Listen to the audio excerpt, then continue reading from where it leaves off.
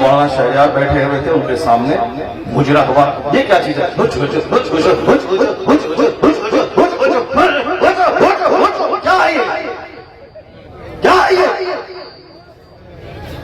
تم لوگ کل دیوبندی ہو جاؤ گے، میں دعوے سے کہتا ہوں، اور دیوبندی کل مذاق اڑا گا پورنیہ کا۔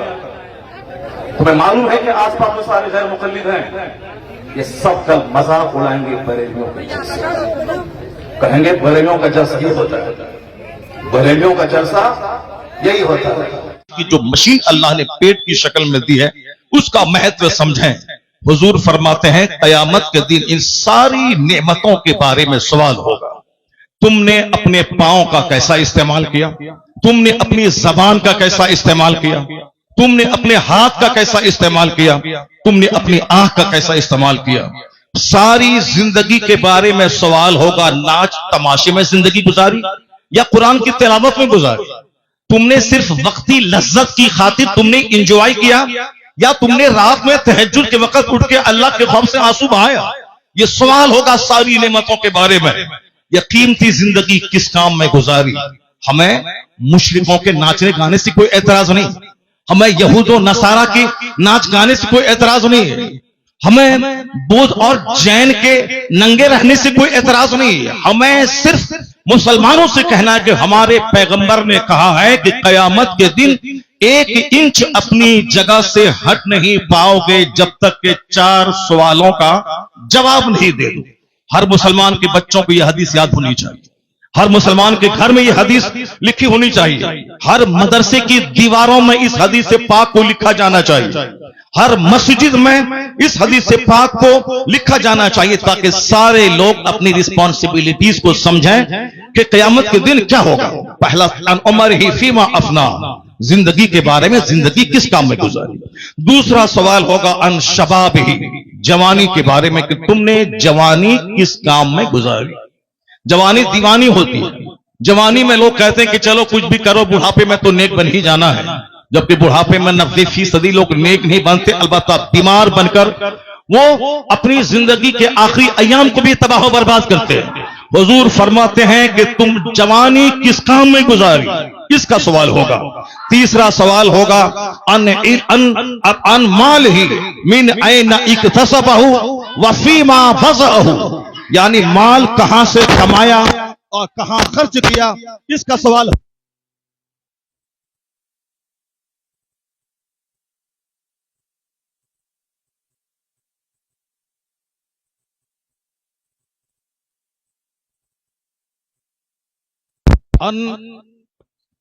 معلوم ہے نبی اعلیٰ حضرت بیٹھے ہوئے ہیں، شہزادے اعلیٰ حضرت بیٹھے ہوئے ہیں، ادب کرنا، ڈسپلین، یہ ہمارا فرض ہونا چاہیے۔ مائک کی آواز دو، مائک کی آواز دو، حضرت کہہ رہے ہیں کہ آپ بولتے رہیے، بیٹھ جاؤ بیٹھ جاؤ بیٹھ جاؤ بیٹھ جاؤ بیٹھ جاؤ۔ حضور فرماتے ہیں کہ مال کے بارے میں سوال ہوگا۔ اب مال ہی من این اکتسبہ وفیما فضعہ، تم نے مال کہاں سے کمایا، کس راستے میں خرچ کیا، یہ سوال قیامت کے دن ہوگا۔ چوتھا سوال ہوگا جو کچھ تم نے جانا، جو کچھ تم نے خطاب کے ذریعے سنا، جو کچھ تم نے پڑھا، اس پر کتنا عمل کیا۔ یہ بنیادی باتیں ہیں، ہر مسلمان کو معلوم ہونا چاہیے۔ نماز پڑھنا فرض اعظم ہے، یہ ہر مسلمان کو معلوم ہونا چاہیے۔ روزہ رکھنا بہت بڑا فرض ہے، ہر مسلمان کو معلوم ہونا چاہیے۔ جلسہ کرنا فرض نہیں ہے، وہ تو دینی تعلیم کا ایک ذریعہ ہے کہ رات بھر میں نے، سال بھر میں نے کیا کیا، بس اسی ہماری کارکردگی کو لوگوں کے سامنے رکھ دینا ہے کہ ہم نے سال بھر تک آپ کی زکوٰۃ، آپ کے خیرات، آپ کی خیرات، آپ کے صدقات کا کیا ہم نے استعمال کیا۔ وہ اسی لیے ہے، صاحب نعت پاک پڑھنا اسی لیے ہے تاکہ ہمیں مصطفیٰ سے محبت ہے، ورنہ صرف نعت پاک پڑھنا ہی ہماری غرض و غایت نہیں ہے۔ ہمارا مقصد حیات ہے اللہ کی عبادت کرنا۔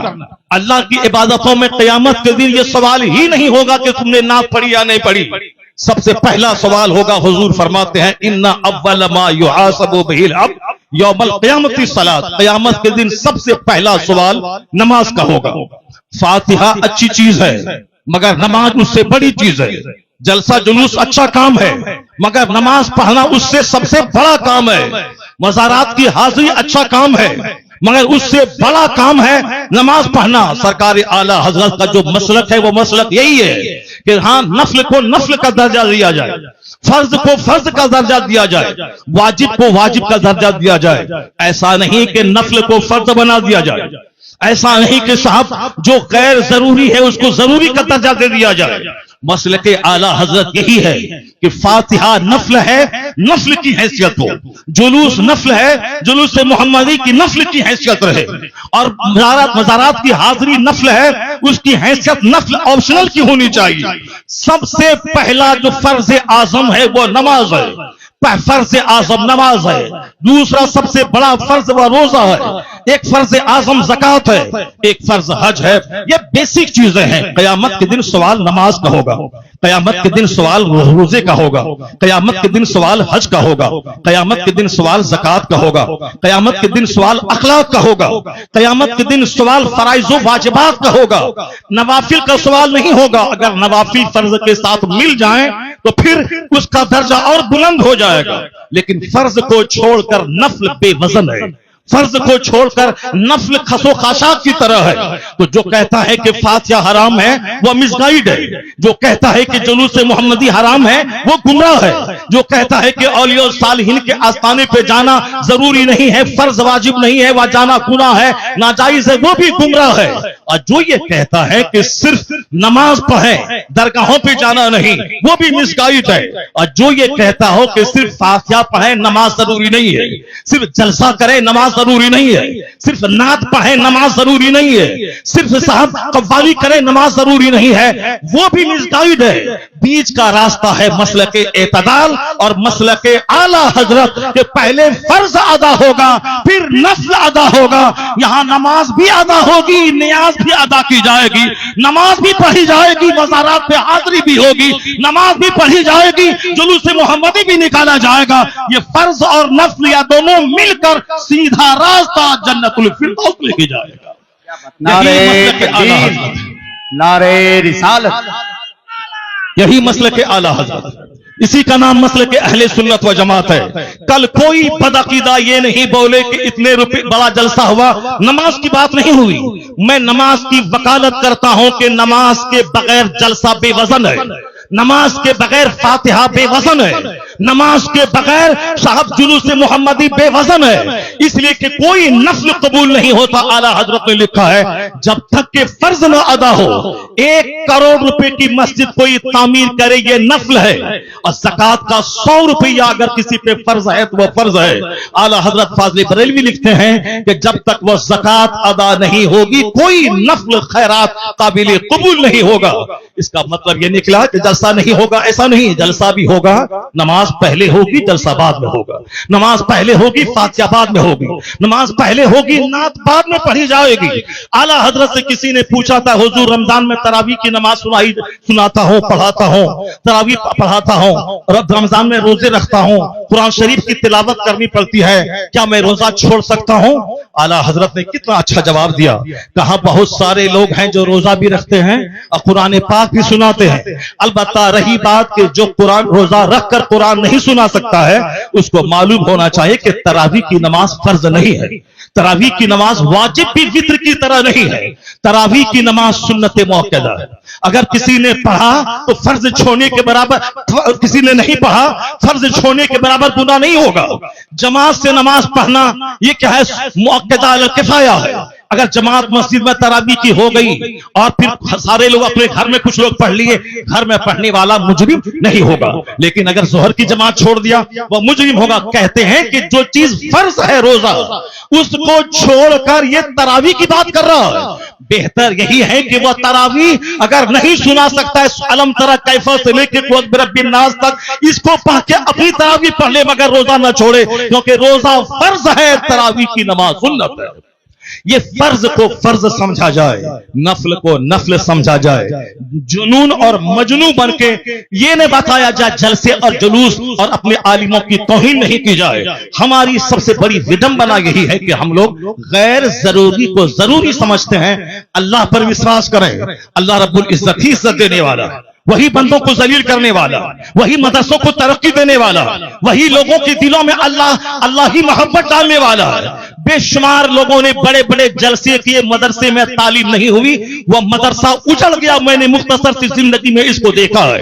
लेकिन जिन लोगों ने मेहनतें की, 5 साल के बाद जलसा किया, और अगर अच्छे अच्छे आलिम, अच्छे हुफ्फाज को उन्होंने दिया, उसके पास बच्चों के रखने की जगह नहीं है। इतने बच्चे हैं कि वो रख नहीं सकता है।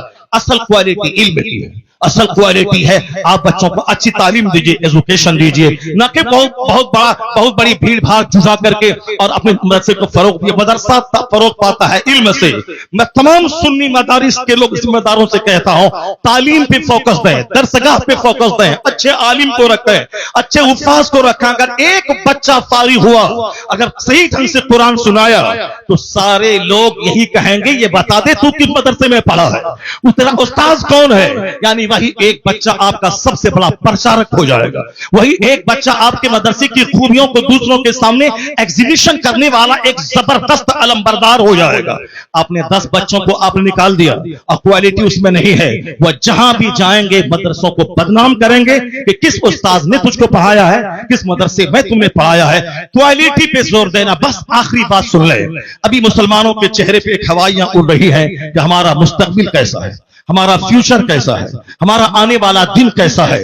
आपको मैं यकीन दिलाता हूं कि इस्लाम का आने वाला दिन इतना सुनहरा है कि कोई दिन ऐसा नहीं गुजरता जिस दिन कोई पढ़ा लिखा आदमी कलमा पढ़ के मुस्तफा का गुलाम न बनता हो।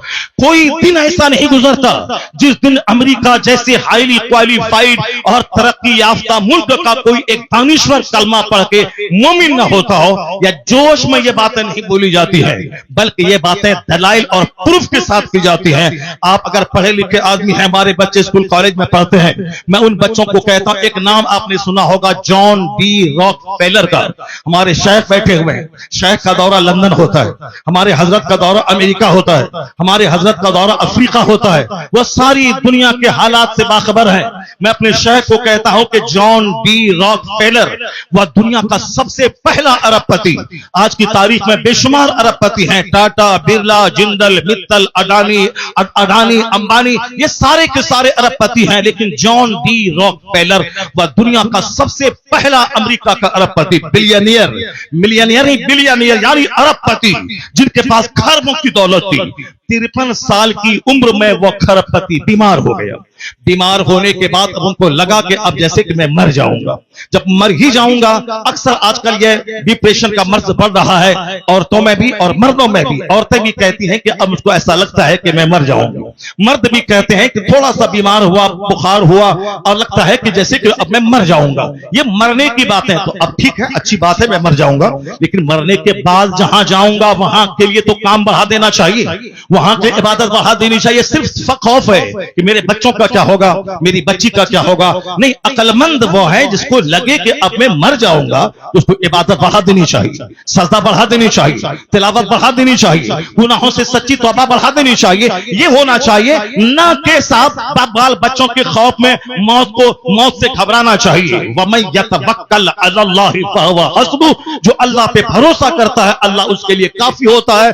कुरान में आया है, ला तक़तुलू औलादकुम खश्यता इमलाक, गरीबी के डर से बच्चों को कत्ल मत करो, मैं तुझे भी रोजी देता हूं, तेरे बच्चों को भी रोजी दूंगा।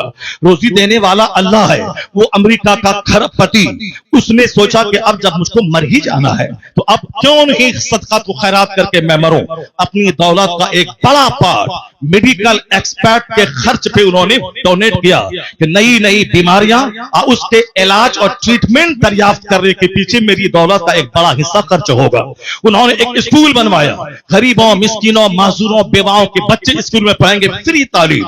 उन्होंने एक बहुत बड़ा हिस्सा अपनी दौलत का हॉस्पिटल पे वक्फ किया, यहाँ गरीबों, मिस्किनों, माजूरों, कम पैसे वालों का इलाज होगा। यानी अपने पैसे को गरीबों के लिए, सोशल वेलफेयर के लिए, चैरिटी के लिए उन्होंने दरवाजा खोल लिया। उसको ऐसा महसूस हुआ 2-3 महीने के बाद कि अंदर से उसका कैंसर का जख्म हल्का हो रहा है। ये द टाइम्स ऑफ इंडिया जो हिंदुस्तान का अंग्रेजी अखबार है, हमारे बच्चे तो एमए करने के बाद भी एक जुमला अंग्रेजी नहीं बोलते हैं। जिसको होना था डीएम वो चपरासी की भी नहीं बन पाए, जिनको होना था साइंटिस्ट वो गली कूचे का दिल फेंक आशिक बन गया। अमेरिका का यहूदी एक एक मिनट का सही इस्तेमाल करके दुनिया को माइक्रोफोन दे, दुनिया को हवाई जहाज दे, और हमारे वो बच्चे जिसके पास थी मेरिट डीएम बनने की, वह सिर्फ मोबाइल चला चला करके वो बच्चे हमारे गली कूचे के दिल फेंक आशिक बन गए, किसी काबिल नहीं रहे। एक बच्चा हिंदुस्तान का अगर आईएएस ऑफिसर बनता है तो 40 करोड़ मुसलमानों का कलेजा ठंडा हो जाता है। वह कमा के अपने बाप को देगा, मगर नाम पूरी मुस्लिम सोसाइटी का होता है। हमारी मेजॉरिटी हमारे नौजवानों की मोबाइल चला चला के डीएम तो नहीं बनी, अलबत्ता अपनी जवानी में आग लगा दी, अपनी सोच और फिक्र में आग लगा दी, अपनी अपनी अपनी सेहत को तबाह बर्बाद कर दिया, अपने खानदान की नाक मिट्टी में मिला दी। मोबाइल का इस्तेमाल जरूरतन हो, 24 घंटे उसमें घुस के न रहे। टॉयलेट का इस्तेमाल जरूरत हो, 24 घंटे टॉयलेट में घुसने वाला तबाह बर्बाद हो जाएगा, सेहत खत्म हो जाएगी। यहूदी एक एक मिनट को कीमती समझते हैं, तो जलील कौम दुनिया में सबसे मालदार कौम है। जबकि नमाजों की पाबंदी हमें वक्त की कदर सिखाती है, जबकि सहर और इफ्तार का सिस्टम वक्त की कदर सिखाता है, जबकि ज़कात का मैनेज हमें एक एक मिनट को कीमती समझने का पैगाम देता है। 1 मिनट पहले दाना हलाल, 1 मिनट के बाद दाना हराम, ये हमें पंक्चुअलिटी सिखाता है। मगर अक्ल रहे तब न इन बातों पे हम गौर करें। हमारे पास तो गुस्सा बहुत ज्यादा है, हमारे पास जज्बात बहुत ज्यादा है, हमारे पास सब छोटी फिक्र की वजह से हम जो लायक थे उस लायक नहीं बन पाए।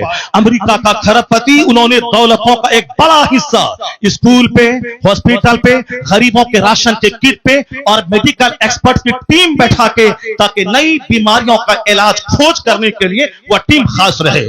उनको ऐसा लगा जब से वह चैरिटी सदका तो खैरात का काम शुरू किया, अंदर से उसके बदन का जो कैंसर था उसका मर्ज दूर होने लगा। 4 महीने के बाद उन्होंने टेस्ट करवाया, उसके अंदर का कैंसर खत्म हो चुका था। अब वो शख्स दुनिया वालों को बताया कि दुनिया वाला गवाह रहे, दुनिया वाला गवाह रहे कि चैरिटी से बीमारी का इलाज होता है, सदका से बीमारी का इलाज होता है, खैरात से बीमारी का इलाज होता है। उन्होंने कहा खैरात से बीमारी का इलाज, बीमारी के इलाज के जितने तरीके हैं उसमें सबसे बड़ा तरीका यह भी है कि चैरिटी और खैरात से भी मरीजों का इलाज होता है। सदका तो खैरात से मरीज सेहतमंद होते हैं, सदका तो खैरात से मरीज सेहतयाब होते हैं, सदका तो खैरात से मरीज सेहतयाब होते हैं। उन्होंने सारी दुनिया को बताया। हमारे शेख आ गए, एक दूसरे शेख की आमद हो गई जो बरकाती खानवादे के शेख हैं, वो आ गए और शहजादे आला हजरत यहां बैठे हुए हैं। बस मेरी गुफ्तगू खत्म होने वाली है, उसको गौर से सुनेंगे।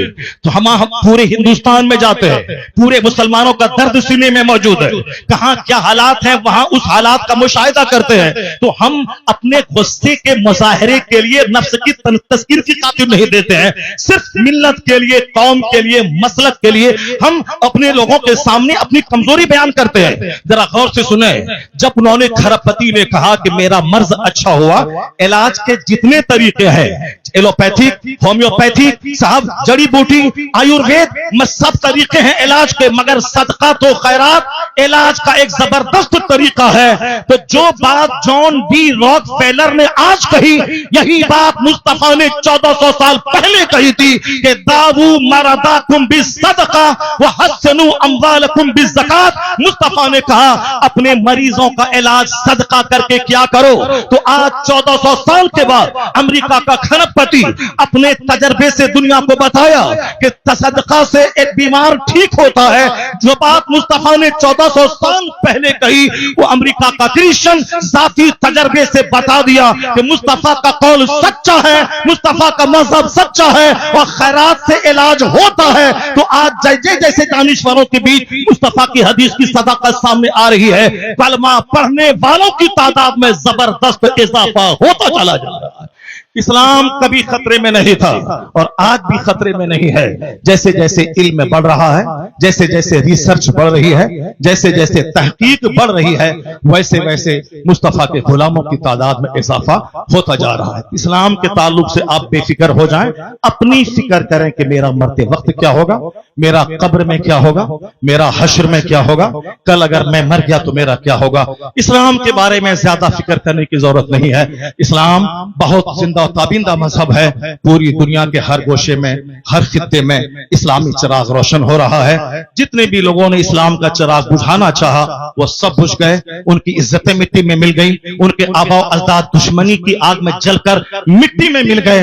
इस्लाम मुस्कुरा रहा है, मदरसा मुस्कुरा रहा है, मस्जिदें मुस्कुरा रही है, अजान मुस्कुरा रही है, हमारे मशाइख के चेहरे की दाढ़ियां, उनके सरों की पगड़ियां मुस्कुरा रही हैं। कभी इस्लाम खतरे में नहीं था और आने वाले वक्त में भी जैसे जैसे इल्म का उजाला फैलेगा मुस्तफा के गुलामों की तादाद में इजाफा होता चला जाएगा।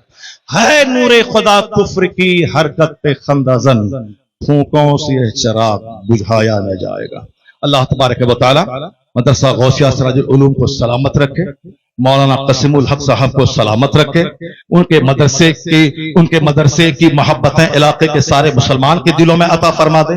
यहाँ के सारे मुंतजमीन, अरकान और तमाम पढ़ने वाले बच्चे, सारे असातिज़ा सबों को इखलास के साथ दीनी खिदमत करते रहने की तौफीक अता फरमाए। हमारे शेख को अल्लाह लंबी उम्र अता फरमा दे। अल्लाह ताला इन्हें और पूरी दुनिया में